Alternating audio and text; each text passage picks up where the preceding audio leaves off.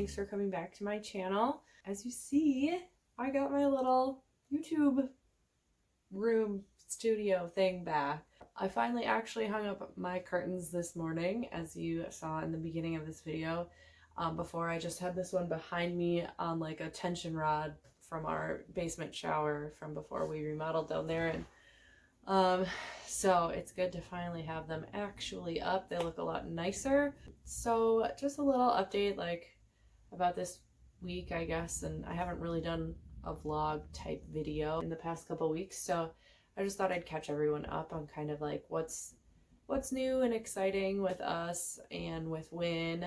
Wynn had a cardiology appointment on Friday, and so it was a busy day.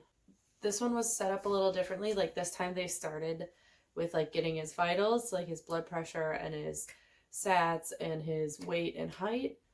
And he's no longer a baby anymore, because they used to have us strip him down like to just a dry diaper, but to get his weight, and now they just had him take his shoes off, so he's officially getting to be a big boy. That was kind of a shock to me. Let's see, he still really hates getting his blood pressure checked, like really hates it. We tried like 4 or 5 times, and then we had to stop, and we tried again after he got his actual echo done. His echo looked good. He's pretty much like on track where the cardiologist wants him and expects him to be. They sent us home this time with a Holter monitor. It's like a device that he had to wear for 24 hours. They just put leads on, so just stickers on his chest. And then there's like a little battery pack that he had to carry around, or had to stay hooked up to, which we thought was going to be a lot more challenging than it was, but it actually ended up working out pretty well. We were just worried that it would be like that he'd be dropping it or breaking it or stepping on it or whatever, just because he moves around so much now. But after the appointment, he was pretty tired for the rest of the day. I mean, he walked around a lot, but he wasn't like in the mood to climb on stuff like he normally is, so that was kind of good. We had someone from GI meet with us and look at his G-tube, because it's been looking a little sore, and so they decided that maybe part of the reason why it's starting to look a little sore is because he's getting bigger. So they did size up his G-tube button, and they put in a new button in the bigger size. And they also he had some granulation tissue, which is, I don't know, to me, it kind of looked like scabbing, I guess is a way to describe it. It just looks like red inflamed tissue kind of. And so they put some silver nitrate on that to she said it cauterizes it. So she said it'll turn gray and slough off. And then they did give us some steroid cream to put on that area after the silver nitrate did its thing. We're also waiting for our DME, our durable medical equipment company, to send us an extra 1 or 2 G-tube kits in the new size, so that we have those just in case. It's crazy to me how G-tube stomas work. So the hole itself in his abdomen, if his button were to fall out, that hole will start healing and closing within 30 minutes. So it's pretty crazy to think about. So that's why it's important that we have the new kits on hand just in case. Wynn did gain a little weight. Oh, on the sleeping in his own room, in his own bed thing, that's actually taking a really positive turn just within the past couple days. What he was doing is he would just lay in his bed and cry, because I think in his mind, he was kind of treating it like his crib, where he was thinking oh, if I want to get out of here, I need to cry and have mom or dad come and get me out. But now he's starting to realize that, hey, I can just walk out of here whenever I want. So it's kind of nice, because he always wants to snuggle in our bed in the morning. So usually anywhere between like 4 a.m. and like 6 a.m. he'll wake up and want to lay in our bed. Like we'll try and rock him in the rocking chair and put him back in his own bed, and he just won't have it. He just wants to snuggle with us, and you know what? Like, we don't care. We'll happily snuggle with that kid. Yeah, so he's realized like the past couple days he slept pretty much through the night. Let's do this. Thursday night he woke up around like 2:30, I think, or 3 o'clock, and it was the first night he had actually like just walked into our bedroom without fussing or crying or anything. He just walked right in, and I like didn't wake up until I heard the little like pitter patter of his little feet, and I just shot up in the bed and I was like, oh my god, oh my god. And then I pretty much gave Stefan a heart attack by doing that. He was like, oh my god, I thought someone's like was dying. Like, what? Why are you waking up like this? But I was just so scared because I heard like footsteps in my room, and like I just didn't hear anything before that. Like, usually I'll wake up because Wayne is crying, and then, you know, me or Stefan will go get him. But then he just like walked into our room. I heard him, like I heard his footsteps, but I didn't see him because my eyes were still like adjusting to the dark bedroom. And then like he was like standing kind of by my side of the bed, and he just goes, "Mama, mama." I'm like, oh my god, you're trying to kill me. And then Friday night, he slept pretty much through the night, didn't wake up until 6 a.m. He was like laying in his bed and fussing a little bit, and that made me wake up. And Stefan, when I woke up, Stefan was like staring at, we have a little video monitor, he was like staring at it, and I was like, I'll go get him. And Stefan's like, no, like let's let him figure it out, you know. So he was like watching the video, and Wynn was just like kept fussing, and Stefan's like, come here, Wynn, come here. And he finally like, he was still mad, but he finally like got himself out of the bed by himself and picked up his blankie, his little lovey blankie, and he like marched over, and he did not try to come into our room. He tried to like, he went straight to the baby gate for the stairs, and he was like, let me out. I'm mad at you guys. Like, I want to go downstairs and watch cartoons. But then he finally came into our room, and we got him in the big bed, and we snuggled for a little while. He fell back asleep. And then last night, Saturday night, he slept until 4, and he just got up and came into our room. He came to my side of the bed, but then he said, Dada. And I was like, I'm not Dada. But I picked him up and put him in the middle, and he fell back asleep, and it was fine. So me and Stefan were talking about it this morning. We're like, we could definitely handle it, you know, handle waking up in the middle of the night if he's just gonna come in here and we don't have to get up. Like, it's kind of nice. So but yeah, that's really all that's new on that front.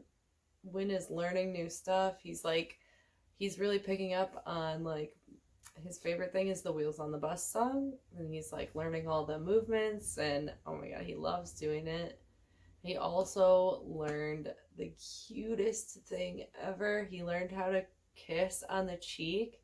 So like, if I ask him for a kiss on the cheek, I'll like lean in and I'll point, and he just like puts his face against my cheek, and he's like, and then he'll pull away and go like, after he pulls away, he'll be like, it's pretty stinking cute. So yeah, that's kind of all that's new. It's just been a busy little week, so, but it's been good. Like, everything that's been hectic about it has been good. Oh, and I didn't really talk about, so the Holter monitor that they had him wear for 24 hours, it just watches every single heartbeat and like measures his rhythm, and then we send it back in the mail, and it'll get analyzed, and then they'll send us results with that. They just want to make sure there's no like rhythm issues with his heart. He's done the Holter monitor one other time, and there was never any rhythm issues there, but they wanted to have this done and on record because they're thinking probably towards the end of summer, the beginning of fall, they're talking about the possibility of doing his next surgery, which would be his final surgery during his childhood, like, hopefully. That's the goal. I can't remember a lot of the details. Stefan is way better at that than me. I don't really remember I wasn't good in like science class growing up.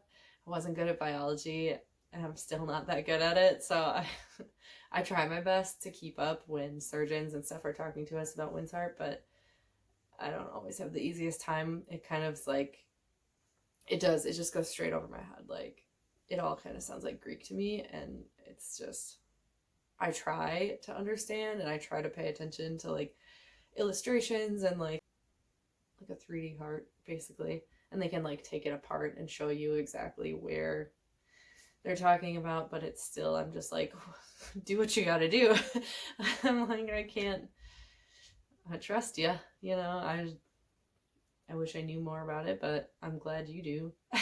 Kind of thing. So Win had a rough day on Friday. A lot of people were touching him. He was kind of like touched out by the time we got in the car. He's just like wanted to sleep, wanted to be left alone, and it's a lot to like get ready for and to pack up his feeding pump and everything like that. So it's easier to leave a certain time of day, like after his first feed of the day is done and after we've given him his meds at home, then there's less shit that there's less stuff that we have to pack.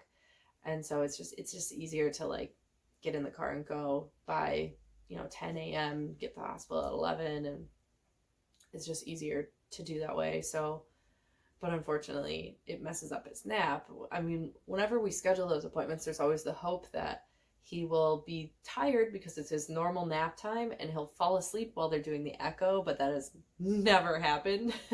That'd be nice, but it's never happened. That's really our update for this week, and I will see you guys next week. I don't know what I'll talk about then, but if you guys have any suggestions, just let me know, or if there's anything you want to know about our life or about what our appointments are like, or if you have, I mean, I don't know what else, or if you have any like normal parenting questions, I'd be down for that too. Don't know how good my advice would be, but hey, I'd take a stab at it. All the normal parenting stuff where you're like, oh, I wish we wouldn't do as much screen time as we do, and I wish we could spend more time playing outside, but it's hard to get out of the house and be away. I mean, his feeds are a little more separated now, which is good, but it's a lot harder to like find the ambition to pack up a pump and leave the house than if you were to just like take a heart healthy 2-year-old and like put him on there. He has this little trike that he likes to ride. And it'd be a lot easier if we didn't have to worry about, okay, well, we have to be home by exactly this time so we can start the next feed. It'd be a lot more fun if we could just go to the park and like play and not have to worry and just let him wear himself out. But there's just always that element of worrying, I think, that we're going to be late for something, we're going to miss his meds, or we're going to miss a feed, or he's going to hurt himself, he's going to exert himself too much, or he's going to knock his G-tube button out climbing on the jungle gym, or like, it's just, and like COVID just adds a layer to that, I feel like. So it's like, I don't want him to touch anything, everything's dirty, it's got germs on it, like what are we going to do? And I definitely like his diaper bag where we keep his feeding pump. I have a travel size Lysol spray, I have Lysol wipes, and I have a travel size like bottle of Germ-X, and I'm like, just like, I want to wipe everything down before he touches anything everywhere we go, but I can't. And so I do get kind of like resigned with it. I'm just like, nope, just let him go. Just let him go. We'll wash his hands, we'll wash his face, we'll wash him, like, it'll all come clean eventually, but it's still nerve-wracking for sure. It's been fairly nice weather here in Wisconsin, so we might take a little tricycle ride around the park. He really likes to do that. We have a park like right in our backyard, and so he really likes to, there's a sidewalk pretty much all the way around it, and it's like just like a small block, so that's one of his favorite things, especially in the summertime. So we might try and do that today because I think it's going to be fairly nice today. It's going to be like a high of 50 and like partly sunny, so put on a coat and a hat maybe and go for a little ride. But that's all for me today, guys. Thank you so much for watching, and I will see you next week. If you like this video, please give it a thumbs up, and don't forget to subscribe below. Thank you. Bye!